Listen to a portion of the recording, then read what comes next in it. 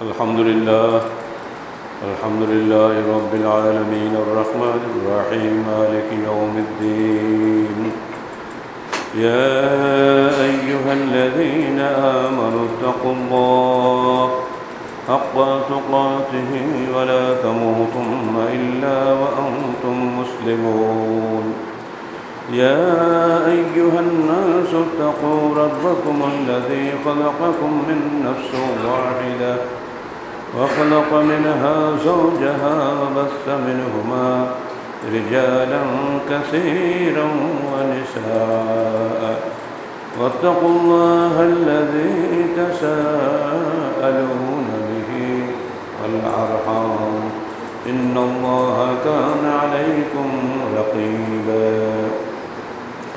يا أيها الذين آمنوا اتقوا الله وقولوا قولا سديدا يصلح لكم أعمالكم ويغفر لكم ذنوبكم ومن يطع الله ورسوله فقد فاز فوزا عظيما أما بعد فقد قال الله تعالى في الكلام المجيد فأعوذ بالله السميع العليم من الشيطان الرجيم بسم الله الرحمن الرحيم يا أيها الذين آمنوا اتقوا الله حق تقاته ولا تموتن إلا وأنتم مسلمون যাবতীয় হামদ ও সানা আল্লাহ রাব্বুল আলামিনের জন্য এবং যাবতীয় দরুদ ও সালাত শেষ নবী মুহাম্মদ রাসূলুল্লাহ সাল্লাল্লাহু আলাইহি ওয়াসাল্লামের জন্য। বহুদিন পরে আল্লাহ পাকের মেহেরবানিতে সুস্থ হালে আপনাদের সামনে আজকে জুমার খুতবায় শরীক হতে পেরে আল্লাহ পাকের শুকরিয়া আদায় করছি, আলহামদুলিল্লাহ। আল্লাহ পাক আমাদেরকে যে নির্দেশনা দিয়েছেন তার নবীর মাধ্যমে, সেই নির্দেশনা মেনে চলার মধ্যেই আমাদের শান্তি ও মঙ্গল, এটা আমরা বিশ্বাস করি। আল্লাহ পাকের নির্দেশনার বিরোধিতা করার মধ্যে শান্তি নাই, সিরেফ অশান্তি আছে, এটাই বাস্তবতা, যদিও আমরা স্বীকার করি না। আমাদের সার্বিক জীবনটাই চলছে আল্লাহর অবাধ্যতার মধ্যে, আর সে কারণে আমাদের সার্বিক জীবনে অশান্তি আর বিশৃঙ্খলা, বিপর্যস্ত সমাজ ব্যবস্থা নিয়ে আমরা বসবাস করছি। একটা মৌলিক নির্দেশনা এসেছে সূরা আলে ইমরানের 102 আয়াতে, সেই আয়াতটি আপনাদের সামনে তেলাওয়াত করেছি। কথাগুলি প্রতিটি অত্যন্ত মৌলিক, এর ব্যাখ্যা এসছে পরের আয়াতে। ইয়া আইয়ুহাল্লাযীনা আমানু তাকুল্লাহ হাক্কা তুকাতিহি ওয়ালা তামুতুন্না ইল্লা ওয়া আনতুম মুসলিমুন। আয়াতের মধ্যে তিনটা বিষয় রয়েছে। সম্বোধন করা হচ্ছে ঈমানদারগণকে, নির্দেশ দেওয়া হচ্ছে তাদেরকে মুত্তাকি হওয়ার জন্য, এবং দাবি করা হচ্ছে অবশ্যই অবশ্যই তোমরা মরো না মুসলিম না হয়ে। মুমিনদের মধ্যে তিনটা ভাগ আল্লাহ পাক করে দিচ্ছেন। এর মধ্যে আমাদের জন্য অনেক শিক্ষণীয় বিষয় রয়েছে। ঈমান গ্রহণ করাটা সহজ। একজন হিন্দু যদি আজকে এখানে আসে, সে যদি কলেমায়ে শাহাদাত পাঠ করে আপনাদের সামনে, সে মুসলমানদের দলভুক্ত হয়ে গেল। এরপরে তাকে বলা হচ্ছে তুমি মুসলমান দলভুক্ত হয়েছ বটে, কিন্তু আল্লাহকে ভয় করো। ভীতিহীন স্বীকৃতির কোনো মূল্য নাই।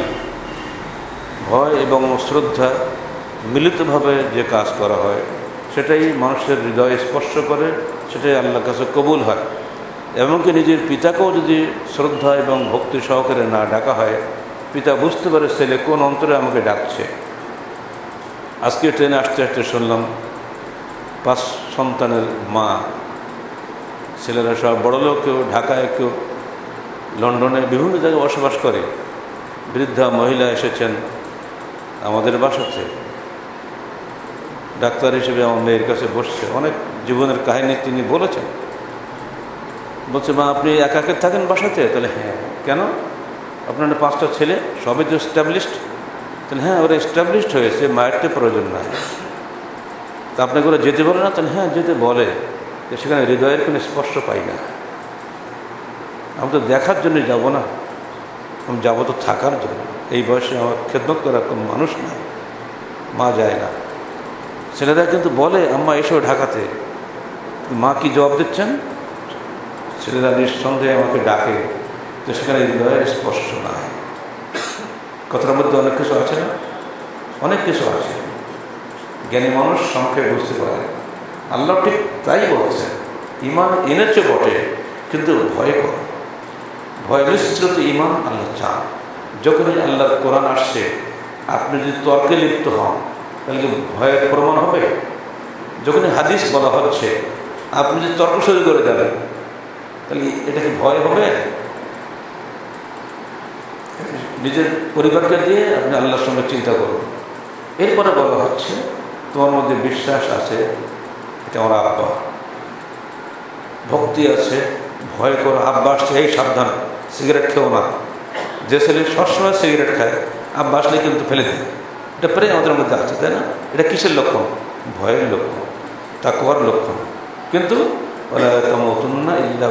মুসলিম খবরদার তোমরা মরো না আত্মসমর্পণকারী না হয়ে। বাপ বলছে খোকা সালাত আদায় করেছ? এবার কিন্তু ছেলে চুপ, কথা নেই। ছেলে এখানে বাবার কথা মানে না। বাংলাদেশের নাম করা নেতাদের গৃহে যাওয়ার সুযোগ আল্লাহ পাক আমাকে দিয়েছেন। আমার এই ডাইরেক্ট ওস্তাদ ঢাকা ধানমন্ডি 12 বিঘা জমির উপরে বিশাল ভেটে বাড়ি, বলেছে 4 বিঘা জমির উপরে 12টা ছেলে। আর কি আছে দুনিয়ায়? ঢাকা ইউনিভার্সিটির নাম করা প্রফেসর। আমাদের মতো বহু প্রফেসর তার ছাত্র, কিছুই পাওয়ার বাকি নাই। কিন্তু শূন্য হৃদয়। গেছিল তার বাসায়, ফুটবল বগলে নিয়ে চলে যাচ্ছে। স্যার এটা কে? আর বাবা বলে না ওটা আমার ছেলে। হলো বাংলাদেশের পাকিস্তানের স্বাধীনতা যুদ্ধের অকুতোভয় সেনানী, বাংলা ভাষায় প্রথম দৈনিক পত্রিকার যিনি প্রথম সম্পাদক এবং প্রতিষ্ঠাতা, তার বাসাতেও আমরা গিয়েছি। তফসির বিক্রি করে মদ কিনে খায় ছেলে, কি করবে? বাপ তো ছেলেকে জবে করতে পারে না। আর এই জন্য এই আয়াতটা অত্যন্ত গুরুত্বপূর্ণ আমাদের প্রত্যেক মুসলমানের জীবনে। আপনি কলেমা শাহাদাত পড়লেন, মুসলমান হয়ে গেলেন। মুসলমান হওয়া খুব কঠিন নয়, সহজ ব্যাপার। কিন্তু মুত্তাকি হওয়া আর একটু কঠিন, আর মুসলিম হওয়াটা আরও কঠিন। সার্বিক জীবনে আল্লাহর বিধান মেনে চলাটা অত সহজ ব্যাপার না, কঠিন ব্যাপার। আর এই জন্য আল্লাহ পাক শিখিয়েছেন আমাদেরকে, তোমার যারা বিয়ে শাদী করেছ আল্লাহর কাছে কাঁদো, এই দোয়া করো, রব্বানা হাব লানা মিন আজওয়াজিনা ওয়া যুররিয়াতিনা কুররাতা আয়ুন ওয়াজআলনা লিল মুত্তাকিনা ইমামা। হে আমাদের প্রতিপালক, আমাদের স্ত্রীদের গর্ভ থেকে বা আমাদের সন্তানদের গর্ভ থেকে বা ঔরস থেকে তুই এমন সন্তান দান করো যে চক্ষু শীতলকারী হয় এবং মুত্তাকিদের ইমাম হয়। প্রখ্যাত সাহাবী আব্দুল ওমর দোয়া করতেন আল্লাহর কাছে, আল্লাহ আল্লাহুম্মা জাআলনি মিন আইম্মাতিল মুসলিমিন, আল্লাহ তুমি আমাকে মুত্তাকিদের আইম্মাতুল মুত্তাকিন, মুত্তাকিদের ইমাম বানাও। এজন্য যারা বিবাহ শাদী করেছেন, স্বামী হন স্ত্রী হন, প্রত্যেকে এই দোয়াটা পড়বেন। সন্তান যদি বিনষ্ট হয়, বাপ মা তার কিচ্ছু করতে পারবে না। সারাটা জীবন মানুষের কাছে হাত পাততে হবে, বাবা আমি অসুস্থ হয়ে পড়েছি, আমাকে ওষুধ এনে দাও। ছেলে কিন্তু আছে বৃদ্ধ বয়সে অন্যের উপরে ভরসা করে থাকা আর নিজের বৌমার হাতের খাওয়া, দুটো কি একরকম হয়? ছেলে আছে, ছেলের বউ খারাপ বলে আমি তোমার মায়ের পেশার প্রখানে কাটাতে নিয়ে আসছে নাকি? এখানে আজকাল বলে, এসব বলে। যাদের ভাগ্যে ছেলে ভালো, বৌমা ভালো, তারাই হলো দুনিয়াতে জান্নাতের অধিকারী। বুঝতে পেরেছেন? আল্লাহ পাক আমাদের সবাইকে সত্যিকার অর্থে আল্লাহর বিধান মেনে চলা তৌফিক দান করুন। এবার আসুন, এর মধ্যে বহু কিছু রয়েছে এই আয়াতের মধ্যে, বেশি ব্যাখ্যায় দেওয়া যাবে না, খুব সংক্ষিপ্ত সময়। সাহাবায়ে কেরাম আল্লাহ রসুলের প্রতিটি কথা কীভাবে ফলো করতেন একবার দুটো উদাহরণ দিয়েছে আপনাকে। একদিন আল্লাহ রসুল সালাত আদায় করছেন, হঠাৎ করে ওহী নাজিল হলো যে মোহাম্মদ তোমার জুতার নিচে নাপাকি লেগে আছে। উনি সঙ্গে সঙ্গে জুতোটা খুলে বাম দিকে রেখে দিলেন। পিছনের সাহাবীরা সবাই জুতো নিয়ে ফেলল। সালাম করে আল্লাহ রসুল বললেন, তোমরা জুতা খুললে কেন? যা আপনি যে জুতা খুললে? আমি খুলেছি নাপাকি আছে বলে ওহী নাজিল হয়েছে। তোমাদের কি ওহী নাজিল হয়েছে নাকি? তো না, তো হে আল্লাহ রসুল, আমরা তো এটি আল্লাহর নির্দেশ, তোমরা আল্লাহ রসুলের আনুগত্য করো। যেহেতু আপনি জুতো খুলেছেন তাই আমরা জুতো খুলেছি। একটা পুরাণ পেলেন তো, সঙ্গে সঙ্গে যেমনি দেখেছে তেমনি ফলো করেছে, একটু কোনো যুক্তি তর্ক দেয়নি। আর একটা শোনেন, একদিন উনি বসে আছেন জোহরের কিছু আগে, মুজাদ গোত্রের একদল মানুষ এসে হাজির তার সামনে, জীর্ণ শীর্ণ ক্ষুধার্ত অবস্থায়, ক্লান্ত শরীর নিয়ে তার সামনে এসেছে। উনি দেখেই বুঝতে পেরেছেন যে খায়নি, পোশাক পরিচ্ছদ দেখুন বুঝতে পেরেছেন। প্রথমে নিজের ঘরে ঢুকলেন, উম্মতুল মুমিনিনকে বললেন, তোমাদের কারো কাছে কি খানা পিনা কিছু আছে? এতগুলো মেহমান আমার বাসায় কি করবো? তো উম্মতুল মুমিন বলছে, আমাদেরই খাওয়া জোটে না, কি খাওয়াবো, কিছুই তো নাই। নিরাশায় ফিরে এলেন। বেলালকে বললেন, বেলাল আজান দেওয়া তো। বেলাল আজান দিলেন, লোক সব জমা হয়ে গেল। এবারে জোহরের সালাতের পরে উনি বললেন, দেখো, দুটো আয়াত পড়লেন, সূরা হাশরের 19 আয়াত, ইয়া আইয়ুহাল্লাযীনা আমানু ইত্তাকুল্লাহ ওয়াল তানজুর নাফসুম মা কদ্দামাত লিগাদ ওয়াত্তাকুল্লাহ।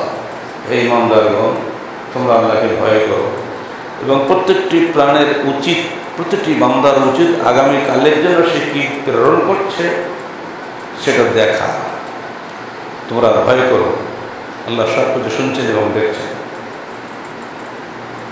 এতে কিন্তু সাহাবীরা বুঝে গেলেন যে আল্লাহ রসুল পরকালের জন্য অগ্রিম পাঠানোর নির্দেশ দিচ্ছেন, অর্থাৎ দান চাচ্ছেন। নতুন নতুন মানুষ বসে আছে। একজন সাহাবী, আনসার সাহাবী, তিনি উঠে গেলেন বাড়িতে, যে একটা ভারী মোটা থলে ভরে নিয়ে আসলেন খেজুর, যে উনি নিজে উঁচা করতে পারছিলেন না, এত ভারী হয়ে গেছে। ধরে নিন আমাদের ইউরিয়া সারের বস্তার মতো অবস্থা। এইটা দেখে অন্য সাহাবীরা পিছিয়ে পিছিয়ে সব বাড়ি যাওয়া শুরু করলো। ইতিমধ্যে খেজুর, কাপড় চোপড় দুটা গাদা হয়ে গেল দুই পাশে। এটা দেখার পরে আল্লাহ রাসূল চেহারাটা উজ্জ্বল হয়ে গেল। তিনি খুশি হয়ে বললেন, মান সান্না ফিল ইসলামি সুন্নাতান হাসানাতান ফালাহু আজরু মান আমিলহা ওয়া লা ইয়ানতাকিসু মিন উজুরিহিম শাইআ ওয়া মান সান্না ফিল ইসলামি সুন্নাতান সাইয়্যাতান ফালাহু হিজরুহা ওয়া হিজরু মান আমিলা বিহা। যে ব্যক্তি ইসলামে যে নতুন রীতি সৃষ্টি করল, সূচনা করল, তার জন্য তার নিজের নেকি এবং তাকে দেখে যারা সেই নেকি কাজ করে সকলের নেকি তার আমলনামায় লেখা হয়। আর যে ব্যক্তি একটা অন্যায় কাজ শুরু করলো, তাকে দেখে যারা সেই অন্যায় কাজটা ফলো করলো সকলের গুনাহ ওই লোকটার আমলনামায় লেখা হয়। এটা দিয়ে বোঝা গেল কি, ওই যে আনসার, যে সাধারণ একজন মানুষ, উনি প্রথমে উঠে যে বাড়িতে গেলেন এবং খেজুর নিয়ে আসলেন, তারপরেই তো সবাই দেওয়া শুরু করলো, তাই না? যিনি প্রথম দিলেন তিনি কিন্তু সবচেয়ে বেশি নেকি পেয়ে গেলেন। এটা দিয়ে প্রমাণ হয় যে সত্যিকারের মুসলিম সেই, সত্যিকারের আল্লাহর নিকটে আত্মসমর্পণকারী সেই ব্যক্তি, যে ব্যক্তি নেকির কাজে প্রতিযোগিতা করে আগে যায়, সবার আগে। সবাই দান করে, কিন্তু যেটা প্রথমে 10 টাকা দিল, আপনি এখন 10 লাখ টাকা দেন, ওই 10 টাকার লোকটা বেশি নেকি পেয়ে যাচ্ছে যে শুরু করবে। প্রাসঙ্গিক ক্রমে মুনাফিকদের চরিত্র দেখা তাবুকের যুদ্ধের সময় প্রচণ্ড গরমের ফল পাকার মৌসুমে দুর্ভিক্ষ তাড়িত মদিনার অধিবাসীরা যখন সবাই খেজুর পড়ার জন্য অপেক্ষায় রয়েছে, এই সময় হঠাৎ খবর এল রোমক সম্রাট মদিনাকে হামলা করে ধ্বংস করে দেওয়ার জন্য 30,000 ফৌজ নিয়ে আসতেছে। মুনাফিকরা মহা খুশি, এইবার মোহাম্মদকে শেষ করা যাবে। মুনাফিকরা বাহ্যিকভাবে সালাত আদায় করে, বাহ্যিকভাবে বায়াত করে মুসলমান হয়েছে, কলেমা পড়েছে, সবই করেছে, 5 ওয়াক্ত সালাত আল্লাহ রাসূলের পিছনে পড়ে, অথচ এরা মহা খুশি। আল্লাহ রাসূল বসে বলতে যে এই দুঃসংবাদ, তোমাদের যা যা আছে নিয়ে আসো। 1000 মাইল যেতে হবে, উট লাগবে, অস্ত্রশস্ত্র লাগবে, খাদ্য পানীয় লাগবে, 1 মাসের পথ যে যা আছে নিয়ে আসো। পাগলের মতো সব দান করা শুরু হয়ে গেল। খেজুর কিন্তু তোমার পাড়া হয়নি, গাছেই আছে। এই যুদ্ধে সবচেয়ে বেশি দান করেছিলেন ওসমান গনি রাদিয়াল্লাহু আনহু। এই জন্য এই যুদ্ধটাকে ওসমানের যুদ্ধ বলা হয়ে থাকে। আল্লাহ রাসূল তার জন্য প্রাণ দিয়ে দোয়া করেছিলেন। দূরে দেখা গেল একজন লোক ছোট্ট একটা খেজুরের থলি নিয়ে দাঁড়িয়ে আছে। আল্লাহ রাসূল খেয়াল করলেন লোকটা দাঁড়িয়ে আছে কেন, ইঙ্গিতে কাছে রাখলেন, কি বাবা তুমি এখানে দাঁড়িয়ে কেন একা একা? বলছে, হে আল্লাহর রাসূল, আপনি দান চেয়েছেন, প্রতিদিন আমি দান করার জন্য আসি, কিন্তু যখন আমার ক্ষুধার্ত বাচ্চাদের কথা মনে আসে আমি আর দিতে পারি না, বাড়িতে নিয়ে চলে যাই। তো আজকে আমি প্রতিজ্ঞা করেছি আমি না দিয়ে বাড়ি যাব না। তো জিহাদের ফান্ডে দান করে বাড়ি যাবো, যদি আমি রাস্তায় বলে যাই, দান করার সুযোগ যদি না পাই, তুমি কি করো? বলে, সারা গায়ে দামে পানি শেষ, কুয়া থেকে পানি তুলে মানুষের জমে দেয়। আমাদের তো খাল বিল আছে, আমরা সেবসে দিয়ে পানি শেষি, কিন্তু আরব দেশে তাই আছে, বহু নিচে পানি, এখান থেকে পানি তোলা 4 টাকার কথা নয়। তাম রাত এই কাজ করে সকালবেলা 1 থেকে খেজুর মজুরি পেয়েছে, এই মজুরিটা নিয়ে গেলে তার পরিবার খাবে। আল্লাহ রাসূল তার খেজুরের থলিটা হাতে নিয়ে বিরাট স্তূপের উপরে ছেড়ে দিলেন। দেখো তোমার দান সবার উপরে আল্লাহর কাছে কবুল হয়ে গেল। হাজার হাজার দিরহাম দিনার দান করেছে সবাই, কিন্তু না, এই গরিবের 1 থেকে খেজুর সবার উপরে উঠে গেছে। কারণ তাকওয়া, কি মহব্বত নিয়ে সে দিয়েছে, কত ত্যাগ সে স্বীকার করেছে। দূর থেকে দেখলো মুনাফিকরা, তারা ঠিক করে শুরু করে দিল, এক থলে খেজুর দিয়ে এরা রোম সাম্রাজ্যের বিরুদ্ধে যুদ্ধ করতে যাচ্ছে। মোহাম্মদের সঙ্গে কেউ যেও না, মোহাম্মদ নিজেও ফিরবে না, তোমরাও ফিরবে না, বাঁচতে চাইলে এখানে বসে থাকো আমাদের সাথে। মুসলমান কিন্তু দুটোই, খেয়াল করবেন সত্যিকার মুসলিম কাকে বলে। এবার আসেন আর এক দল মুসলিম। আল্লাহ রাসূল চলে গেলেন, 18 জনে একটা করে উট, একটা উঠে যাওয়ার সময় 18 জনকে বসা যায় না, হয়তো 3 জন বা 4 জন বসা যায়। আল্লাহ রাসূল নিজেও হাঁটলেন, ওনার যখন পালা আসতো উনিও হাঁটতেন। 2 জন সাহাবী তারা এসে বললেন, হে আল্লাহ রাসূল, আমাদেরকে বাহনের ব্যবস্থা করে দিন, আমরা জিহাদে যাব। আপনি যাচ্ছেন জীবনের বাজি রেখে, আমরা ঘরে বসে থাকবো? বলে, বাবা আমাকে বাহনের ব্যবস্থা করতে পারছি না। তারা যেতে পারেনি। এবার তারা কান্না শুরু করে দেবে। বাড়িতে গিয়ে তার স্ত্রীকে বলছে, এই আমার রাসূল চলে গেছে, প্রচন্ড গরমের মধ্যে প্রচন্ড অবস্থা, জিহাদে, আমি ঘরে বসে বসে তোমাদের সঙ্গে আনন্দ করবো? আমার খাবার গুছিয়ে দাও, আমি এখানে বেরিয়ে গেল। তো কিভাবে যাবে? কোথায় এসে সামনে সিরিয়া, মদিনাতে সিরিয়া, এখন তো হিসাবটা বুঝতেই পারছেন। আমি যাবো, তাই আমি জানি কিভাবে যাবো আল্লাহর ব্যাপার, তুই ছেড়ে দে আমাকে। বেরিয়ে চলে গেল। এদেরকে বলা হয়েছে ইতিহাসে বাক্কা ওম, মানে ক্রন্দনকারী ওম, যারা যেতে না করে আল্লাহর কাছে কেঁদেছে। এদের সম্পর্কে কোরআনের আয়াত নাযিল হয়েছে। যখন তবুক যুদ্ধ থেকে ফিরে আসছেন আল্লাহর নবী 1 মাস পরে, মদিনার চেহারা দেখে বলে হাজি তাবা হাজি তাইবা, এই তো আমার সেই পবিত্র শহর, এই তো সেই মদিনা। এবার তিনি বললেন, এই সাহাবীরা শোনো, এইখানে তোমাদের বহু সাথী আছে যারা তোমাদেরই মতো নেকি পাবে। সাহাবায়ে কেরাম বললেন, আমরা 1 মাস কষ্ট করে গেলাম এলাম, আর আমাদের মতো নেকি পাবে ঘরে বসে। তো আয়াত নাযিল হয়ে গেল। সিরাত রাসূলের আয়াতটা দেখে নেবেন। তা বললেন, বহু মুসলমান আছে তোমাদের সঙ্গে হৃদয়ের সাথে, কিন্তু তারা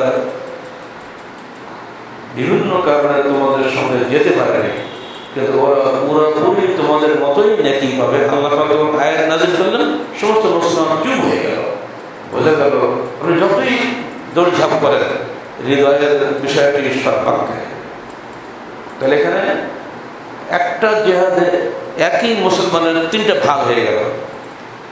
এক দল মুসলমান জানমাল সব কিছু দিয়ে আল্লাহ রাসূলকে সাহায্য করলেন, আর এক দল মুসলমান বাহনের অভাবে কাঁদতে কাঁদতে 1 মাস কাটালো। আর এক দল মুসলমান শুরু থেকে টিটকারি করলো, এরা এক থলে খেজুর দিয়ে রোমক সাম্রাজ্যের বিরুদ্ধে যুদ্ধ করবে। 3টা দল কিন্তু মুসলমান। এবার যখন যুদ্ধ করে বিজয়ীর বেশে মদিনায় ফিরে গেলেন, ওই যে মুসলমানরা মুনাফিকরা বলেছিল আগে, তারাই সবার আগে মসজিদে এসেছে, এসে আল্লাহ রাসূলের সঙ্গে দেখাচ্ছে আমার কত যে তার ভক্ত। হে আল্লাহ রাসূল, আমি এই কারণে যেতে পারিনি, ও বলছে এই কারণে যেতে পারিনি, ওর ধরে আর শেষ নাই। আল্লাহ রাসূল বললেন, দেখো তোমাদের মনের খবর আল্লাহ জানে, আমি বাহ্যিকটা দেখলাম, তোমাদের সবাইকে ক্ষমা করে দিলাম।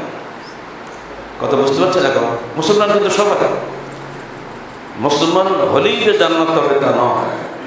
মুসলমান যদি মুনাফিক হয়, মুসলমান যদি চোর হয়, গুন্ডা হয়, বদমাইশ হয়, জেনাকার হয়,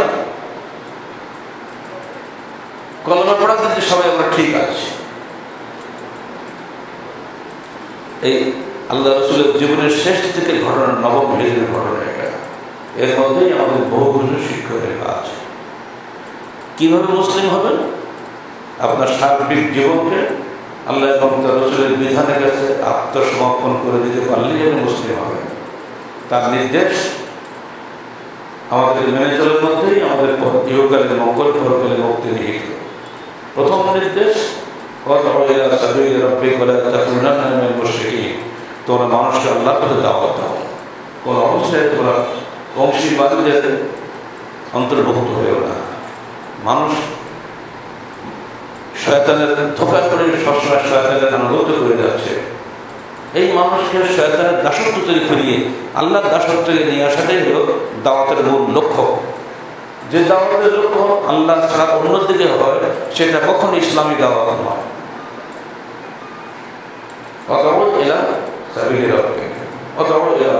রবের দিকে ডাকবে। অতএব যে সমস্ত দাওয়াত আল্লাহর পথে মানুষরা আহ্বান করে না, সে দাওয়াত জাহেলিয়া, আজকের ভাষায় সে জাহেলিদের দাওয়াত। জাহেলি দাওয়াত কখনোই ইসলামী দাওয়াত নয়। 2 নম্বর, এর জন্য সার্বিক প্রচেষ্টা থাকতে হবে, ধাক্কা খালি পালালে হবে না। এটাকে বলা হয় জিহাদ। ইয়া আইয়ুহাল্লাযীনা আমানু তাকুল্লাহ হাল আদুল্লুকুম আলা তিজারাতিন তুনজিকুম মিন আযাবিন আলীম তু'মিনুনা বিল্লাহি ওয়া রাসূলিহি ওয়া তুজাহিদুনা ফী সাবিলিল্লাহি বিআমওয়ালিকুম ওয়া আনফুসিকুম। হে মুসলমানরা, তোমাদেরকে আমরা এমন কিছু পথ দেখিয়ে দেবো যা তোমাদেরকে জাহান্নামের আগুন থেকে বাঁচাতে পারবে। এই তোমরা আল্লাহ এবং তার রাসূলের উপরে ঈমান আনো এবং তোমরা জান ও মাল দিয়ে আল্লাহর রাস্তায় জিহাদ করো, অর্থাৎ সার্বত্রিক প্রচেষ্টা চালাও। জিহাদের অপব্যাখ্যা করেই কিন্তু জঙ্গিবাদের সৃষ্টি হয়েছে বাংলাদেশ, বিদেশেও তাই। ইহুদি নাসারার চরেরা জিহাদের অপব্যাখ্যা করে তরুণ ছেলেদেরকে ভাগিয়ে দিয়ে গেছে, তাদের হাতে অস্ত্র তুলে দিয়েছে, তাদেরকে যে মুসলমানকে হত্যা করা হচ্ছে, তাদেরকে যেই মুসলমানদের ধ্বংস করার চেষ্টা করা হচ্ছে। যারা একটু সচেতনতা ভালো করে জানেন, যারা বিমানপত্রে পড়েন, সিরিয়ার যে কাণ্ড এখন হচ্ছে, প্রতিটি গোলা কোন দিকে মারছে ভিডিও করে নেওয়া হয়। যদি সেই গোলাটা সিরিয়ার মুখে না যায়, তো যে গোলা মেরেছে ওই আইএস যোদ্ধাকে ওইখানে খতম করে দেওয়া হয়। তারা কাদের টাকায় চলছে, কাদের ইংরেজি কাজ করছে, সব কিছু পত্রিকা চলে যাচ্ছে তাদের মাধ্যমে। এগুলো যারা তাহরিকের পাঠক তারা জানে। আন্তর্জাতিক ইহুদি নাসারা চক্রান্তের বিষাক্ত ফল হচ্ছে আজকের জঙ্গিবাদী মতবাদ। আর ছোট ছোট ছেলেপেলে বুঝতে পারে না, এরা দূরদর্শিতা কম বলেই এদেরকে জাতীয় ক্ষেত্রে আমাদের রাজনীতিকরা সুপার ইসলামিক বহু লোক আছেন যারা এগুলোকে কাজে লাগাচ্ছেন। এগুলো থেকে সাবধান থাকতে হবে। ইসলাম পশ্চিমকাল জঙ্গিবাদকে সমর্থন করে না, ঠিক একই সাথে ইসলাম কখনো শৈথিল্যবাদকে সমর্থন করে না। ইসলাম সর্বদা মধ্যপন্থী, কোন অবস্থায় কোনো চরমপন্থার সঙ্গে আপোষ করে না। দুর্ভাগ্য, আমরা জিহাদের ভুল অর্থ দিয়েছি। তোমার সর্বাত্মক চেষ্টা করো তোমার মাল দিয়ে, ওয়ান পরিচিত জান দিয়ে। আল্লাহ পাকে আগে মালের কথা কেন বলে? মাল কারো গায়ে মানলে কিছু মরে যায়, এই জন্য যে মালটা মানুষকে অত্যন্ত ভালোবাসে। এবং তিনি বলছেন আল্লাহ এখানে মালের কাছে কেন বললেন? এই জন্য যে মানুষ জান দিতে চায়, কিন্তু মাল ছাড়তে চায় না। অন্ততপক্ষে আমি একজন মাইয়ের খবর রাখি, আমাদের খুবই পরিচিত মুরব্বী আমাদের নৌকা পার হচ্ছে নদীতে, আমাকে দেখে ওনার নৌকা থামলো নদীর মাঝখানে, তো তার লাশ, এই কাপড়ের গিটে একটা 10 টাকার নোট, যেটা কি এই 10 টাকার নোট নিয়ে হাসপাতালে গেছিল। কয়েকদিন পর ওই 10 টাকার নোট নিয়েই আমাদের বাড়ি ফিরে যাচ্ছে, জানটা কিন্তু নাই। মানে 10 টাকাও সে একবারে উদ্দেশ্য 10 টাকা থাক, ছেলেগুলি খাও। কি ধরনের কৃপণ হলে মানুষ এগুলো করতে পারে? কৃপণতা এত মারাত্মক ব্যাধি, এখান থেকে মানুষ মুক্তি পেতে পারে না। আর এই জন্য আল্লাহ অত যায়, এই জন্য আমওয়ালাকুম ওয়া আনফুসাকুম, আগে তোমাদের মাল দিয়ে জিহাদ করো, তোমরা জগৎ জান দিয়ে জিহাদ করো। মাল ছাড়া কিছুই হয় না। এজন্য কোরআনে দেখবেন যেখানে আকিমুস সালাত পরে ওয়া আতুজ যাকাত, সালাত কায়েম করো, যাকাত দাও। যাকাতে মাল না।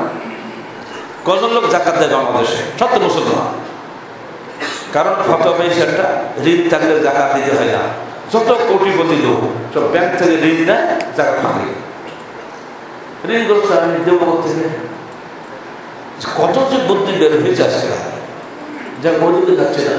মৌলিক কথা হচ্ছে যে আপনি জিহাদ করবেন জান দিয়ে, মাল দিয়ে, কলম দিয়ে, কথা দিয়ে। ব্যাখ্যা কে দেবে? কোরআনের ব্যাখ্যা হাদিস দেবে না। আল্লাহ রাসূল যে ব্যাখ্যা দিচ্ছেন, আপনি নিজেদের ব্যাখ্যা খাটিয়ে বলেন, কবুল করা হবে? আর আনাসের রাদিয়াল্লাহু আনহু قال রাসূলুল্লাহ সাল্লাল্লাহু আলাইহি ওয়াসাল্লাম, বলুন সবাই সাল্লাল্লাহু আলাইহি ওয়াসাল্লাম, জাহিদুল মুশরিকিনা বিআমওয়ালিকুম ওয়া আনফুসিকুম ওয়া আলসিনাতিকুম, রাওয়াহু আবু দাউদ, নাসাঈ ওয়া তিরমিজি বিসনাদ সহিহ। তোমরা জিহাদ করো আল্লাহর রাস্তায় মুশরিকদের বিরুদ্ধে, বিআমওয়ালিকুম তোমাদের মাল দ্বারা, ওয়া আনফুসিকুম জান দ্বারা, ওয়া আলসিনাতিকুম জবান দ্বারা। ব্যাখ্যা হয়ে গেল। আজকের এই যুগ হলো বুদ্ধিমত্তার যুগ, ফিক্রি বলা, চিন্তা জগতের যুদ্ধ। রাজনৈতিক যুদ্ধের সবচেয়ে বেশি গুরুত্বপূর্ণ হচ্ছে চিন্তা জগতের যুদ্ধ।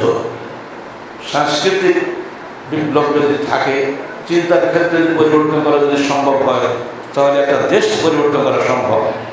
দেশের জনগণের চিন্তা চেতনা যতক্ষণ পর্যন্ত আল্লাহর প্রতি অনুগত্যশীল না হবে, ততক্ষণ পর্যন্ত দেশে পশ্চিমকাল কোরআন হাদিস ভিত্তিক শাসন ব্যবস্থা, অর্থনৈতিক ব্যবস্থা, সামাজিক ব্যবস্থা কিছুই কাজ হবে না। এমনি উপরে উপরে আমরা মুসলমান থাকবো। কাছে এই দাওয়াত এবং জিহাদ এর মাধ্যমে দিন প্রতিষ্ঠা লাভ করেছে, চিরদিন আজও করবে। এর বাইরে কোনো রাস্তা খোলা নাই। সর্বাত্মক চেষ্টা ছাড়া কিছুই হয় না। এমনকি ক্লাসে, স্কুলে, মাদ্রাসায়, কলেজে, ইউনিভার্সিটিতে আমাদের ছেলেরা লেখাপড়া করে, তারা দিন রাত চেষ্টা করে না পরীক্ষা ভালো করার জন্য। এটাকে বলে জিহাদ, জুহুদুল দাতা থেকে এসছে। সর্বাত্মক প্রচেষ্টা করার আল্লাহর পথে যদি মানুষ করে, ওটাই হচ্ছে জিহাদ। বারান্দার ঘরে ঢোকেন না কেন? ভেতরে দেখ ফাঁকা হয়ে গেছে, ঢোকে না তারা। বারান্দার ভেতর চলে আসবে, ঢোকেন না কেন? ঠেললে তো হবে না, হেঁটে আসতে হবে। এখন এই যে কাজটা আপনি একাকি করবেন না, জামাতবদ্ধভাবে করবেন, এই নির্দেশ আপনাকে কে দেবে? এটা তো আল্লাহরের নির্দেশ হতে হবে, আল্লাহ রাসূলের নির্দেশ হতে হবে। আল্লাহ বলছেন ওয়াতাসিমু বিহাবলিল্লাহি জামিআন ওয়া লা তাফাররাকু, তোমরা সবাই আল্লাহর রজ্জুকে ধারণ করো সমবেতভাবে, বিভক্ত হয়ে না। ব্যাখ্যা দিচ্ছেন আমার রাসূল কি আমরুকুম বিখামসিন আল্লাহ আমারনা বিহিন্না বিল-জামাআতি ওয়াস-সা'ই ওয়াত-তাআতি ওয়াল-হিজরাতি ওয়াল-জিহাদি ফী সাবিলিল্লাহ ওয়া মান খারাজা মিনাত তাআতি কিলা শাবরিন ফাকাদ খালা'a রিফাতাল ইসলাম আন উনুকিহি ওয়া মান দা'a বিদা'ওয়াল জাহিলিয়্যাহ কানা মিন দুসা জাহান্নাম ওয়া ইন সামা ওয়া সাল্লা জা'আমা আন্নাহু মুসলিমুন রাওয়াহু আহমদ বিসনাদিন সহিহ। হারিসুল্লাহ আশআরী থেকে হাদিস এসেছে, আল্লাহ রাসূল একদিন বললেন সবাইকে, আমি তোমাদেরকে 5টি বিষয় নির্দেশ দিচ্ছি, আল্লাহ আমাকে এগুলো নির্দেশ দেওয়ার জন্য বলেছে। আল্লাহ আমারানি বিহিন্না, এগুলোর বিষয়ে আল্লাহ আমাকে নির্দেশ দিয়েছে। তাহলে এখন কিন্তু হাদিসটা সরাসরি হাদিসে কুদসি হয়ে গেল। নিঃসন্দেহে আল্লাহ পাক তার ওহীর মাধ্যমে তার রাসূলকে নির্দেশ দিয়ে থাকেন, ওমা ইয়ানতিকু আনিল হাওয়া ইন হুয়া ইল্লা ওয়াহয়ুন ইউহা। নিঃসন্দেহে হাদিস সব ওহী, কিন্তু এই হাদিস বলার সময় আল্লাহ রাসূল এই ভাষা কেন ব্যবহার করলেন? আল্লাহ আমারানি বিহিন্না, আল্লাহ আমাকে এগুলো বলার জন্য নির্দেশ দিয়েছেন। তাহলে গুরুত্ব বেশি হয়ে গেল না? কি বললেন? প্রথম কথা, তোমরা জামাতবদ্ধ জীবন যাপন করো, ওয়াস-সামঈ আমিরের আদেশ শোনো, ওয়াত-তাআ শুধু শোনো না, আনুগত্য করো, ওয়াল-হিজরা যদি দিন ক্ষতিগ্রস্ত হয় এলাকা ছাড়ো আর যা হিজরত করো।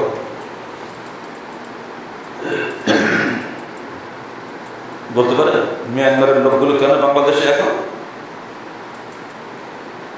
সিরেফ দিনের জন্য আসে না?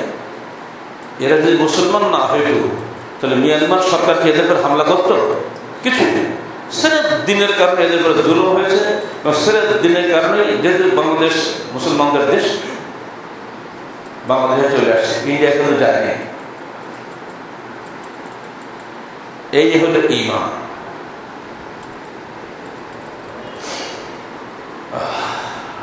খুবই দুঃখ লাগে ভাবে ঈমানকে আমরা এত হালকাতে ফেলেছি, যেখানে সেখানে ঈমান বিক্রি করে দিচ্ছি।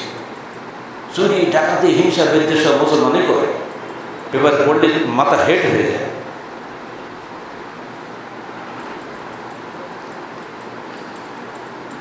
জামাতবদ্ধ জীবন যাপন করো, আমিরের আদেশ শোনো এবং মানো। যদি কেউ জামাতবদ্ধ জীবন থেকে বেরিয়ে যায়, ফাকাদ খালা'a রিফাতাল ইসলাম আন উনুকিহি, তার গর্দান থেকে ইসলামের গণ্ডির চিহ্ন হয়ে গেল। হাত্তা ইউরাজা, যতক্ষণ না সে ফিরে আসে। ওয়া মান দা'a বিদা'ওয়াল জাহিলিয়া, যে ব্যক্তি মানুষের জাহিলিয়াতের দিকে আহ্বান জানায়, কানা মিন দুসা জাহান্নাম, সে জাহান্নামের দলভুক্ত হবে। ওয়া ইন সামা, যদিও সে সিয়াম পালন করে, ওয়া ইন সাল্লা, যদিও সে সালাত আদায় করে, ওয়া ইন জা'আমা আন্নাহু মুসলিমুন, যদিও সে নিজেকে একজন মুসলিম বলে ধারণা করে। হাদিসটা আপনার এই ব্যাখ্যা নিজেরা বুঝে নেন, আমরা খালি অনুবাদ করে ছেড়ে দিচ্ছি, বুঝে নেওয়ার চেষ্টা করব। বোঝা গেল এটা মুসলমানদের মধ্যেই কিন্তু এটা হবে। তারা সালাতও আদায় করবে, সিয়ামও পালন করবে, সবই করবে, কিন্তু জাহিলিয়াতের দিকে মানুষকে ডাকবে, তারা জামাত থেকে বেরিয়ে যাবে, এটা কিচ্ছু মনে করবে না। আর এখান থেকেই আমাদের মধ্যে যত আজকে মুসলিম উম্মার মধ্যে যে যত বিভক্তি, তার মূল কারণ এখানে, তারা এই হাদিস মানে না। আজকে মুসলমান বিভক্ত হবে, এটা আল্লাহ রাসূল নিজে ভবিষ্যৎবাণী করে দিয়েছেন। তার অর্থ এই নয় যে আমরা বিভক্ত হই। এরপর সারির হাদিসে পরিষ্কার হয়ে এসেছে, তিনি একদিন ফজরের সালাত আদায় করে ফিরে বসলেন এবং মানুষকে খুব সান্দ্র্য নসিহত করলেন। তো জনের ব্যক্তি বলল, কান্না হাযিহি মাওইলাতুল মুওয়াজ্জিহিন, এটা যেন কোনো বিদায় গ্রহণকারীর শেষ উপদেশ মনে হচ্ছে। ফাওসানা ইয়া রাসূলুল্লাহ, হে আল্লাহর রাসূল, আপনি আমাদেরকে আরো নসিহত করুন। তখন তিনি বললেন, দেখো, উসিকু বিতাকওয়াল্লাহ, আমি তোমাদের ওসিয়ত করছি যে তোমরা আল্লাহ ভীরু হও। ওয়াস-সামঈ ওয়াত-তাআ, এবং তোমরা আমিরের আদেশ শোনো এবং মানো। ওয়া ইয়া'ইশ মিনকুম বা'দি ফাসায়ারা ইখতিলাফান কাসীরা, আমার মৃত্যুর পরে যারা তোমরা বেঁচে থাকবে তারা বহু মতভেদ দেখতে পাবে। আলাইকুম বিসুন্নতি ওয়া সুন্নাতিল খুলাফায়ে রাশিদিন আল-মাহদিয়্যিন, সেই সময় তোমাদের দায়িত্ব হবে আমার সুন্নতের উপর আমল করা এবং আমার খুলাফায়ে রাশিদিনের সুন্নতের উপর আমল করা। ফাইয়াকুম ওয়ামুহদাসাতিল উমুর ওয়া আদু আলাইহা বিন-নওয়াজিজ, এবং আমার এবং খলিফাদের সুন্নতের উপরে মাড়ির দাঁত দিয়ে কামড়ে ধরা। এবং নবদ্ভূত বিষয়ের সমূহ থেকে তোমরা দূরে থাকো।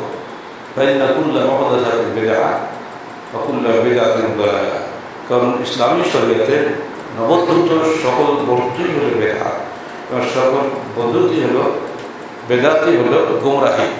তবে রাওয়ায়াতুল নাসাই ওয়াকুল্লু দালালাতিন ফিন্নার, প্রত্যেক গুমরাহির পরিণাম হচ্ছে জাহান্নাম। ভবিষ্যৎবাণী করে গেলেন। আব্দুল্লাহ ইবনে আমর ইবনে আস হাদিসে এসেছে অন্যভাবে, ইফতারাকাত ইয়াহুদ আলা 71 ফিরকাতান افترقت النصارى إلى 72 فرقة وستفترق أمتي إلى 73 فرقة كلهم في النار إلا واحدة قالوا من هي يا رسول الله قال ما أنا عليه وصحابي رواه الترمذي وأبو داود بإسناد صحيح। আল্লাহ রাসূল বললেন, দেখো ইহুদিরা 71 দলে বিভক্ত হয়েছে, নাসারারা 72 দলে বিভক্ত হয়েছিল, মুসলিম উম্মাহ আমার উম্মত 73 দলে বিভক্ত হবে, তারা সবাই জাহান্নামে যাবে একটা ফেরকা ব্যতীত। জিজ্ঞেস করা হলো তারা কারা? তিনি জবাব দিলেন, মা আনা আলাইহি ওয়া সাহাবী, যে তরিকার উপরে আমি আছি এবং আমার সাহাবীরা আজকে আছে, এই তরিকার উপরে যারা টিকে থাকবে কিয়ামত পর্যন্ত তারাই হলো সেই দল। সালমান তার গোলাম, তার মাধ্যমে যে হাদিসটা আমরা পেয়েছি মুসলিম শরীফের 1920 নম্বর হাদিসে আল্লাহ রাসূল বলছেন, দেখো লা তাযালু তাওয়াইফাতুন মিন উম্মতি যাহিরিনা আলাল হক লা ইয়াদুররুহুম মান খাযালাহুম হাত্তা ইয়াতি ইয়াউমুল কিয়ামাহ ওয়া হুম কাযালিক, রাওয়াহু মুসলিম। চিরদিন আমার উম্মতের মধ্যে একটা বিজয়ী একদল থাকবে যারা হকের উপরে বিজয়ী থাকবে, তাদেরকে লোক ছেড়ে যাবে কিন্তু তাদেরকে কোনো ক্ষতি করতে পারবে না। ইতিমধ্যে কিয়ামত এসে যাবে, এইভাবেই তারা ওইভাবে থেকে যাবে। এই হাদিস প্রমাণ করে কিয়ামত পর্যন্ত হকের উপরে একটা দল থাকবে। কিভাবে মুসলিম উম্মাহ এই বিভক্তি রূপ পাচ্ছে? রাজনৈতিকভাবে, অর্থনৈতিকভাবে, ধর্মীয়ভাবে, সবভাবেই। একদিন প্রখ্যাত সাহাবী হাতেম তার ছেলে আদি ইবনে হাতেম, উনি ইসলাম কবুল করার জন্য মদিনায় গিয়েছেন। ঠিক ওই সময় আল্লাহ রাসূল সূরা তাওবার 31 আয়াত পড়ছিলেন। আয়াতটা কি? ইত্তাখাযু আহবারহুম ওয়া রুহবানহুম আরবাবা মিন দুনিল্লাহ। ইহুদিরা তাদের আলেমদেরকে, দরবেশদেরকে রব হিসেবে গ্রহণ করেছিল আল্লাহকে ছেড়ে। যেহেতু উনি নিজে একজন খ্রিস্টানদের বড় দরবেশ বা আলেম, ওনার এটা লেগেছে। উনি বললেন, হে আল্লাহর রাসূল, আমরা তো লাসনা না'বুদুহুম, আমরা তো আমাদের পীর দরবেশদেরকে ইবাদত করি না। তখন আল্লাহর রাসূল জিজ্ঞেস করলেন, আলাইসা তুহাররিমুনা মা আহাল্লাল্লাহু তুহাররিমুনাহু ওয়া ইউহিল্লুনা মা হারামাল্লাহু তাস্তাহিল্লুনাহু। তোমরা যারা আহবার এবং রুহবান আছো, তোমরা কি যেটাকে হালাল বলো, তোমাদের অনুসারী শিষ্যরা কি সেটা কি হালাল বলে না? অথচ আল্লাহ পাক সেটা হারাম করেছেন। আল্লাহ পাক যেটা হালাল করেছেন তোমরা সেটাকে হারাম করো, আর তোমাদের অনুসারীরা কি সেটা হারাম করে না? কালা না, হ্যাঁ এটা করে, ঠিক, আমরা যা বলি তাই করে। তখন আল্লাহ রাসূল বলেন, ফাতিলকা ইবাদাতুহুম, এটাই তো তোমাদের ইবাদত করা হলো। আল্লাহ করেছেন হারাম, তুমি করলে হালাল, জনগণ করলে হালাল, তো আল্লাহর আনুগত্য করা হলো, তোমাদের আনুগত্য করা হলো। নিঃসন্দেহে বলবো তাই, এটাই তো ইবাদত হয়ে গেল। ইবনে আব্বাস তাহাক প্রমুখ সালাফি বিদ্যাপতি বলছেন, লাম ইয়ামুরুহুম আন ইয়াবুদু আন ইয়াসজুদু লাহুম ওয়ালাকিন আমারুহুম বিমাসিয়াতিল্লাহ ফাতাউহুম। এই সমস্ত আহবার এবং রহবানরা কখনোই তাদের শিষ্যদেরকে বলতেন না তোমরা আমাদের ইবাদত করো, সিজদা করো, তাকে তো বলতেন না, কিন্তু আমারুহুম বিমাসিয়াতিল্লাহ, তারা আল্লাহর অবাধ্যতার নির্দেশ দিতেন, ফাতাউহুম, লোকেরা সেটা মেনে নিত। এটাই হচ্ছে ইবাদত। এবার আসলে মুসলিম উম্মাহর সঙ্গে মিলিয়ে নেন। সাহাবায়ে কেরাম বলছেন, লাম ইয়াকুনু আন ইয়াসআলুনা আনির রিজাল ফালাম্মা ওয়াকাআতিল ফিতনা কালু সাম্মু লানা রিজালাকুম ফাইন কানা মিন আহলিস সুন্নাহ ফাতাউহু ওয়া ইন কানা মিন আহলিল বিদআহ ফালাম ইয়াখুযুহু। আলী মুআবিয়ার রাজনৈতিক যুদ্ধের সময় মুসলমানদের মধ্যে শিয়া সুন্নি ভাগাভাগি হয়ে গেল। তখন কেউ হাদিস বললে লোকরা বলতো সাম্মু লানা রিজালাকুম, তুমি যে হাদিসটা বললে তুমি কার কাছ থেকে শুনলে, সেই লোকটার নাম বলো। ইন কানা মিন আহলিস সুন্নাহ, যদি ওই লোকটি আহলে সুন্নাত দলভুক্ত হইতো ফায়ুখাযু হাদিসুহু, তখন তার হাদিসটা গ্রহণ করা হবে। ওই ইন কানা মিন আহলিল বিদআহ, আর যদি ওই লোকটা বেদাতীদের দলভুক্ত হইতো ফালা ইউখাযু হাদিসুহু, তার হাদিসকে গ্রহণ করতো না। এটা কবের কথা? 37 হিজরিতে। এই ব্যাপারে আল্লাহ রাসূলের ভবিষ্যৎবাণী রাখা ভালো। তিনি বলেছেন খায়রুন নাসি কারনি সুম্মাল লাযিনা ইয়ালুনহুম সুম্মাল লাযিনা ইয়ালুনহুম, এরপরে লম্বা হাদিস আছে। শ্রেষ্ঠ যুগ হচ্ছে আমার যুগের মানুষ, তারপরে হলো তাবিদের যুগের মানুষ, তারপরে তাবিদের যুগের মানুষ। এরপর থেকে মানুষের মধ্যে শুরু হবে নানা ধরনের বেদাত শিরকের কারবার। এগুলো হাদিসে ব্যাখ্যা আপনারা পাবেন। প্রথম তো শিয়া সুন্নি শুরু হয়ে গেল, তারপরে মুরজিয়া কাদেরিয়া শুরু হয়ে গেল। মুসলমানদের মধ্যে হাজারো মতভেদ শুরু হয়ে গেল, আকীদার বিষয়ে উসুলি মতপার্থক্য। রাজনৈতিক যুদ্ধ থেকে চলে গেল উসুলি যুদ্ধ, আর উসুলি যুদ্ধ করতে গিয়ে মুরজিয়া, জাহামিয়া, কাদেরিয়া, শিয়া, সুন্নি, রাফিদ হাজারো দল শুরু হয়ে গেল। সবাই কিন্তু মুসলমান, সবাই কিন্তু জান্নাত পাবে, সবাই কিন্তু ফেরকা নাজিয়া নয়। ওই 72 ফেরকার মধ্যে এরা সব এক ফেরকা মতো জান্নাত পাবে, সাহাবায়ে কেরামের তরিকা ছিল তারা। ছোট্ট একটা উদাহরণ দিলে বুঝতে পারবেন। সবার বাড়িতে বাড়িতে তফসিল হয়ে গেছে। আকীদাগত বিভ্রান্তি কি? আল্লাহ নিরাকার। প্রত্যেকে আমরা পড়ি মাদ্রাসা স্কুল সবাই আল্লাহ নিরাকার।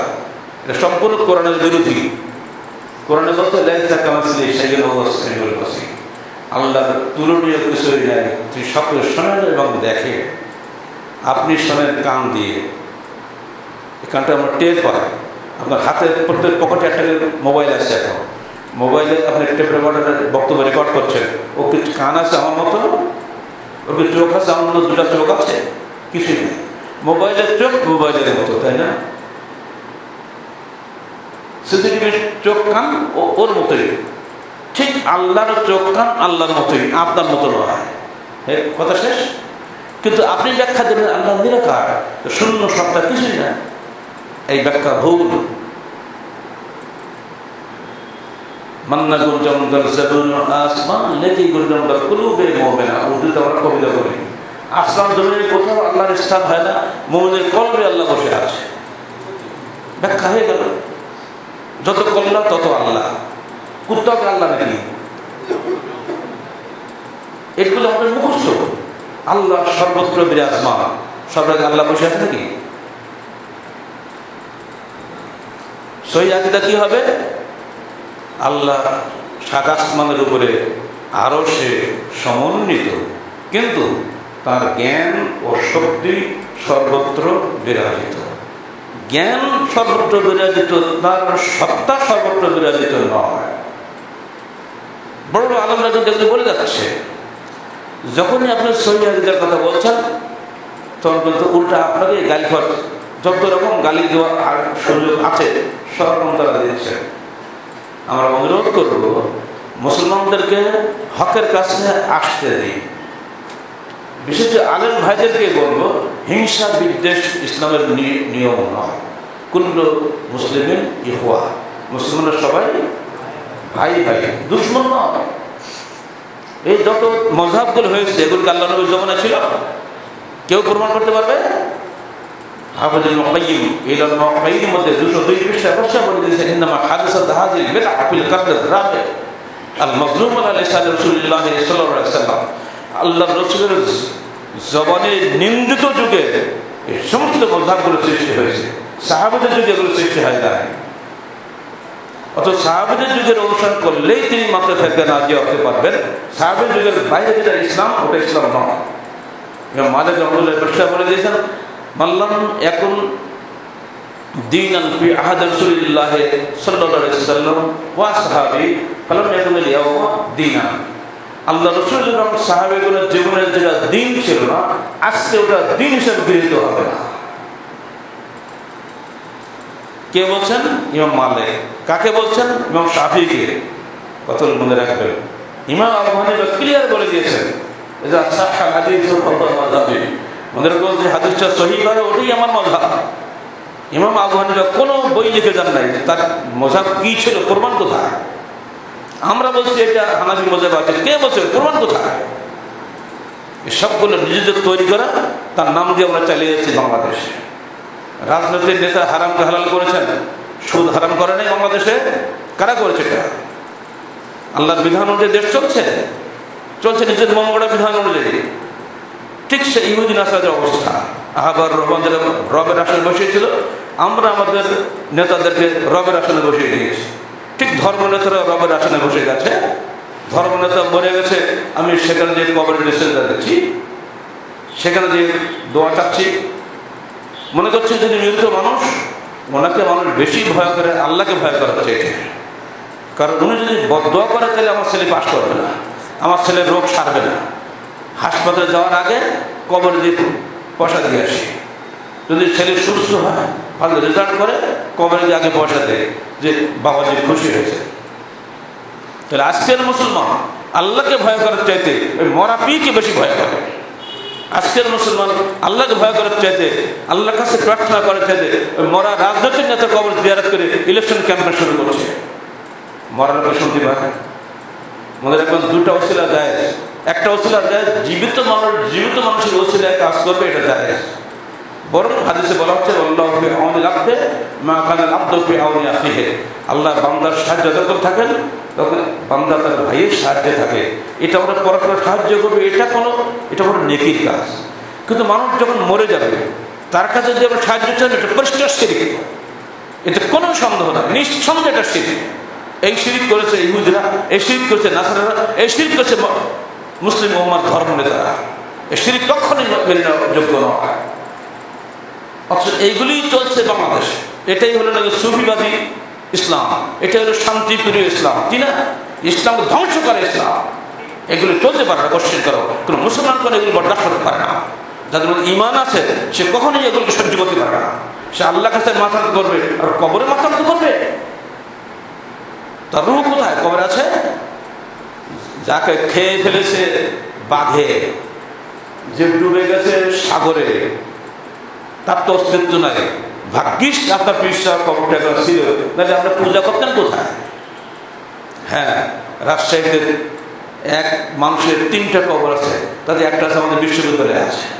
বাজের দোস্তাম জীবনে কোন বাংলার মাটিতে পা দেয়নি, তার মাজার আছে চট্টগ্রামে। এগুলো স্রেফ ধর্মের নয়, ব্যবসা করছে। সে ব্যবসা চলবে না। শুরু হয়েছে শাবান মাস। হাদিস কি বলা হচ্ছে? মা আয়েশা সিদ্দিকা বলছেন যে আমার রাসূল দীর্ঘ 1 মাস ব্যাপী সিয়াম রাখতেন শুধুমাত্র রমজান মাসে, আর বেশি সিয়াম রাখতেন শাবান মাসে, সেটা দিয়ে একটা রাত দিয়ে। আমরা বললাম কি 14 শাবান রাত্রেবেলা আমরা জাগো, আর সকালবেলা ফজর পড়বো আর না পড়ো ঘুম পড়ো। দিনের বেলা সিয়াম রাখো, রাত্রেবেলা ইবাদত করো। আর যত কবরস্থান আছে কবরে লাল বাতি যাবে, আর হালুয়া পোলাও বিরিয়ানি তো আছেই। ওদের নাকি আল্লাহ দাঁত ভেঙে গেছিল, ওদের বিরুদ্ধে দাঁতটা ব্যথা ছিল, তো উনি শক্ত খাবার খেতে পারতেন না। তো ওই দিনের স্মরণে আমাদের হালুয়া রুটি খাওয়া। এ কি হলো? ধর্ম হলো এটা? আল্লাহ রসুল করছেন কেন শবে বরাত করলেন না, কোনো অনুষ্ঠান করলেন না? আপনি করছেন কোন দলিলের ভিত্তিতে? সেরকম কে আছে?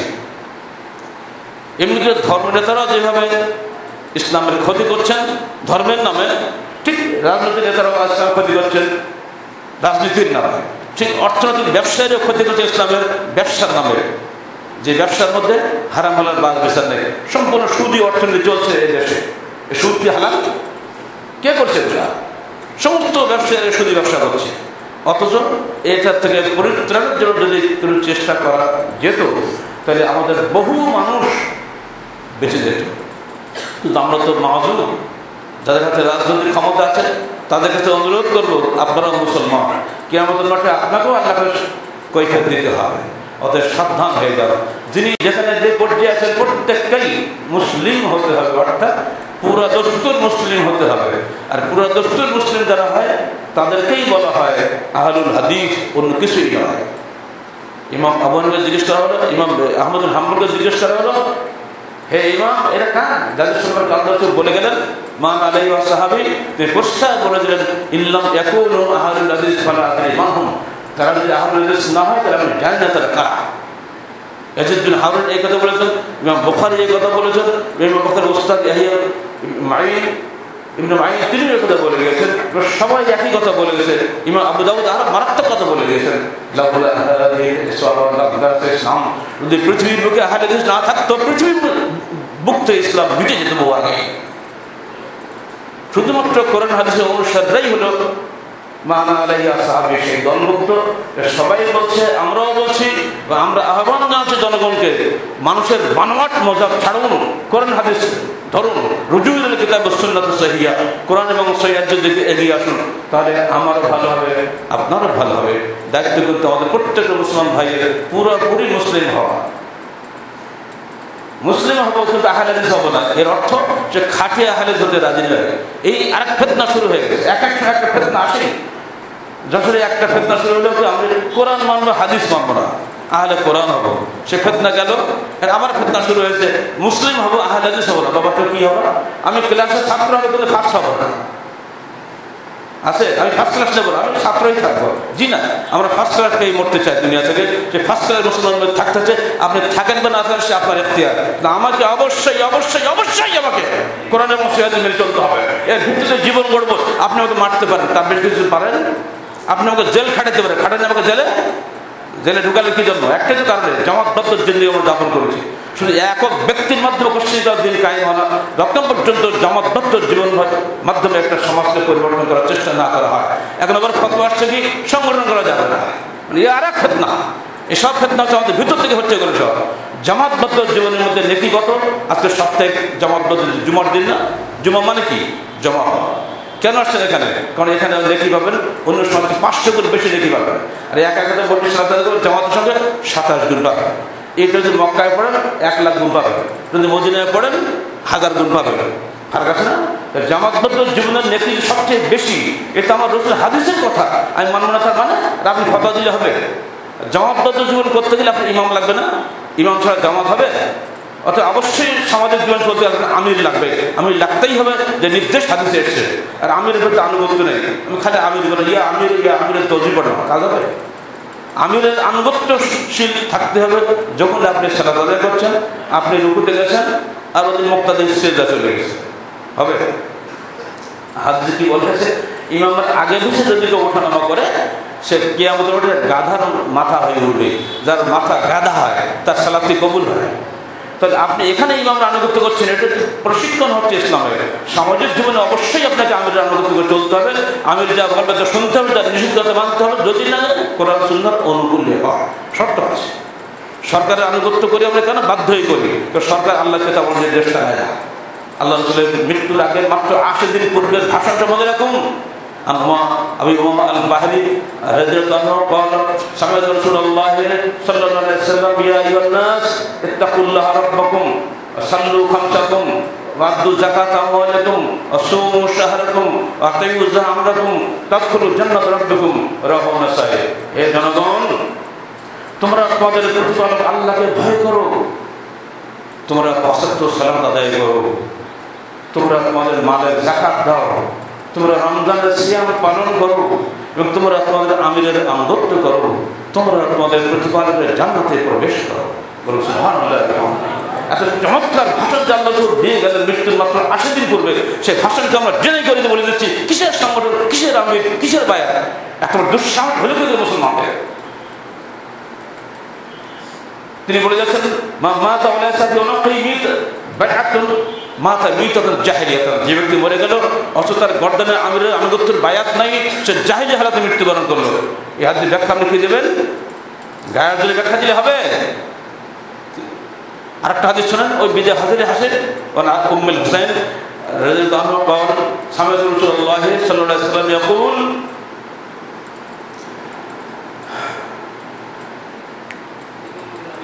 ইন উমরা আলাইকুম আব্দুল হাবাশিয়ুন আসওয়াদু ইয়াকুতুকুম বিকিতাবিল্লাহ ফাসনাউহু ওয়া আতিউ রাওয়াহু মুসলিম। যদি তোমাদের উপরে নাক কান কাটা কৃষ্ণকে গোলামকে আমির নিযুক্ত করা হয়, তোমরা তার কথা শোনো এবং মেনে চলো, যদি তিনি আল্লাহর কিতাব অনুযায়ী ইয়াকুতুকুম বিকিতাবিল্লাহ, যদি তিনি আল্লাহর কিতাব অনুযায়ী পরিচালনা করেন। এই হাদিস আপনাকে পরিষ্কার ইঙ্গিত দিয়ে যাচ্ছে পৃথিবীর কোনো রাষ্ট্রনেতা আল্লাহর কিতাব অনুযায়ী দেশ পরিচালনা করে দেখাতে পারবেন একটা কেমন? কিন্তু কে করে? সাংগঠনিক আমিররাই এটা করার চেষ্টা করে। এই হাদিস মেনে চলে গেলে সাংগঠনিক আমিররাই, অর্থাৎ জামাতে খাসা আমির যদি আপনাকে সহি পথে পরিচালনা করে, আপনি অবশ্যই তার আনুগত্য করবে, যতক্ষণ সে প্রকাশ্য কুফরের ভগবান প্রকাশ্য কুফরি না করবে। আপনি বলছেন হাত কাটতে পারলে সে আমির হবে, হাত কাটা কাজ তো ওই রাষ্ট্রনেতা। আল্লাহ রসুল যখন মক্কায় ছিলেন তিনি হাত কাটতেন? বলেন, কিছুই কাটতেন। তার আনুগত্য কি ফরজ ছিল কি ছিল না? সেখানে তার বায়াত ফরজ ছিল না? যখন তিনি মদিনায় গেলেন, আল্লাহর মেহেরবানিতে তিনি হাত কাটার মতো শক্তি অর্জন করলেন। তার মাদানী মাক্কি উভয়ের জীবনে তার উপর আনুগত্য ফরজ। অতএব মাথা গরম করে লাভ হবে না। আহলে হাদিস আন্দোলন বাংলাদেশ পবিত্র কোরআন ও সহিহ হাদিস অনুযায়ী জীবন গড়ার প্রতিজ্ঞা বিশ্বাসী। 1978 সাল থেকে পর্যন্ত এইভাবেই আমাদের এই দাওয়াত চলছে। যখনই এই দাওয়াত এগিয়ে যাচ্ছে তখনই বিরোধীরা ক্ষিপ্ত হয়ে গেছে বলেই বিনা দোষে সম্পূর্ণরূপে বানোয়াট অপবাদ দিয়ে আমাদেরকে কারাগারে নিক্ষেপ করা হয়েছে। এখন পর্যন্ত তাদের সেই রেস্ট আমাদের টেনে বেড়াতে হচ্ছে। বাংলাদেশে আর কোনো আলেম জেল খাটে না, আমাদের জেল খাটতে হল কেন? অপরাধ কি ছিল? আর এখন আবার উল্টাপাল্টা আমাদের লোকদের মধ্যে দিয়েই আবার তাদেরকে এজেন্ট ঢুকিয়ে দিয়ে নষ্ট করে দেওয়া হচ্ছে। তারা এগুলো বিরোধিতা করছে, তারা নিজেরা ক্ষতিগ্রস্ত হচ্ছে এবং বিরোধীদের হাত শক্ত হচ্ছে। অত এগুলো ধোঁকা থেকে সাবধান থাকেন। এই মসজিদে বসেছি আমরা এখানে, হাজি শওকত আলী, তার সঙ্গে আমার সম্পর্ক ছিল ভালো। তিনি যদি মাটি না দিতেন আর আমরা সংগঠন থেকে যদি এখানে মসজিদ না করে দিতাম, কোথায় বসতাম আমরা এখানে আজকে? এই মসজিদের পরিচালনা থাকবে সংগঠন, সংগঠনের বিরোধী কোনো লোক এখানে পরিচালনা থাকবে না।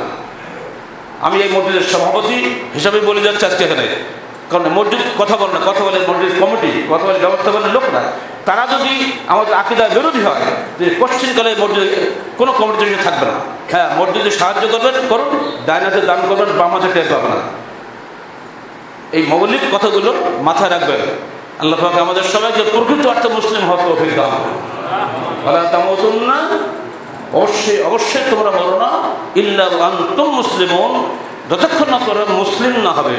মুমিন হওয়া যায়, মুত্তাকি হওয়া যায়, ঘরে বসে আল্লাহকে কান্নাকাটি করা যায়। মুসলিম হওয়া খুব কঠিন।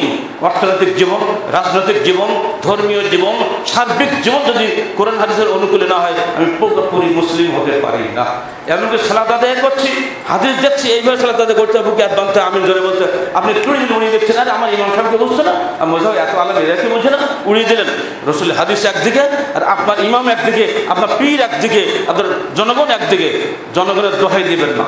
আবু জাহেল আল্লাহ রসুলকে ভয় দেখেছিল, জনগণের ভয় দেখেছিল। পড়ুন সূরা আলাক। সে যখন বললো আমি দরবার ডাকবো, মোহাম্মদ সাবধান হয়ে যাও, আল্লাহ দিনাদের আয়াত নাযিল করলেন, বলে দাও আবু জাহেলকে, আমি আমার ফেরেশতাদের ডাকবো, ফেরেশতার সামনে সারা দেশ কুলাবে। হকপন্থীদের জন্য ফেরেশতা সাহায্য করবে, আল্লাহর গায়ে মদদ আসবে। মানুষের সাহায্যে কোশ্চেন গেলে হক প্রতিষ্ঠা হবে না।